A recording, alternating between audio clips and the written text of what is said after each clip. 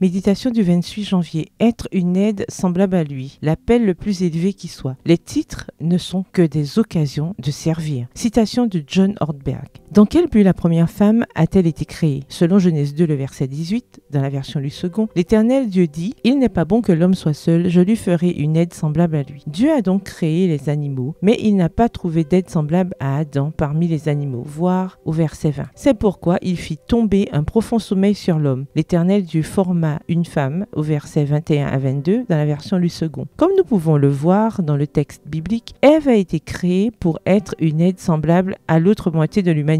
Et c'est là que le problème se pose. Lorsque nous lisons dans la Bible que la femme a été créée pour servir, c'est-à-dire pour aider, nous n'aimons pas du tout cela. Il nous vient à l'esprit l'image d'une domestique ou d'une secrétaire qui, à notre époque, n'ont aucun prestige social. Aujourd'hui, la personne qui jouit du prestige n'est pas celle qui sert, mais celle qui est servie. Cependant, la première femme a été créée pour servir. Cela signifie-t-il qu'elle a été créée inférieure à l'homme? Je suis sûre que vous avez répondu non parce que vous êtes une femme. Mais c'est une chose de le penser et une autre d'être capable de le prouver par la Bible. Heureusement, la Bible clarifie cette question sans laisser planer le doute. Être créé pour servir ne signifie pas être créé inférieur. Nous le savons bibliquement pour deux raisons. Aujourd'hui, nous parlerons de la première raison. Demain, nous nous pencherons sur la seconde. Le mot Ézer, traduit par aide semblable à lui, dans le récit de la Genèse, est utilisé 21 fois dans l'Ancien Testament. Il ne fait référence à Ève que 2 fois et 16 fois il est utilisé pour faire référence à, devinez qui? Examinons ensemble 2 exemples. Je vous laisse les 14 autres. Psaume 33, le verset 20, la version Tob.